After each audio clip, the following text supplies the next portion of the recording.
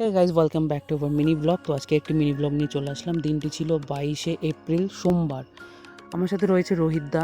আমরা যাচ্ছি আজকে একটু ভিউ পয়েন্টে ঘুরতে। রোহিতদার ক্যামেরার সামনে আসছে না, কারণ ও খুব লজ্জা পাচ্ছে, এই জন্য আর নিচ্ছি না ওকে। চো গাইজ, ভিউ পয়েন্টটা একবার দেখো, এত সুন্দর লাগছিলো। আর আজকে আমরা লেট করে বেরিয়েছি, সানসেটটাও আমরা দেখতে পারিনি, অনেকটা লেট করে বেরিয়ে গেছি গাইজ, তার জন্য আমি সানসেটটা দেখাতে পারিনি তোমাদের। দেখো গাইজ কতটা সুন্দর। আমরা যাচ্ছি আজকে ভিউ পয়েন্টটা ঘুরতে, প্লাস মোরারডি বাজারে যাব, কি খাবো ওটাও শেয়ার করব।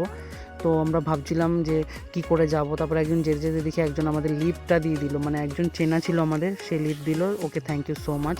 এই যে গাইজ আমরা যাচ্ছি, এখান থেকে বাজার হার্ডলি 5 কিলোমিটার, কারণ আমি পুরো বাজারে যাচ্ছি না, মুরাড্ডি বাজার, আমি মুরাড্ডি বাজারের আগেই যাচ্ছি, সেখানে একটা কি জায়গার নামটা সামথিং আমি জানি না। তো দেখতে পাচ্ছ যে গাইজ, এই যে আমরা চলে আসলাম এখানে আমাদের খাওয়া দাওয়ার স্টলে। ঠিক আছে, আমরা প্রথমে অর্ডার করেছিলাম একটা কি ভেজিটেবলস চপ, ওটা একদম ভুয়ো আমাদের স্ক্যাম মতন করলো, মানে ওটা ভেজিটেবলস চপ ছিল না, ওটা এমনি নর্মাল আলুর চপ ছিল, আমাদের ভেজিটেবলস চপ বলে ওটা সবাইকে বিক্রি করে খাওয়াচ্ছে, অনেক বড় স্ক্যাম ছিল।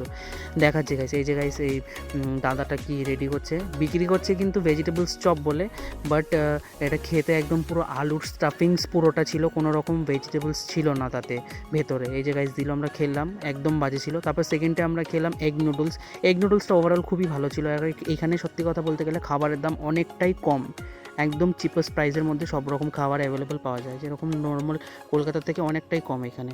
তো গাইস আমরা বাড়ির দিকে যেতে থাকি, তোমরা ততক্ষণে চ্যানেলটি সাবস্ক্রাইব করে দিও। টাটা গাইস, বাই বাই, সবাই ভালো থেকো।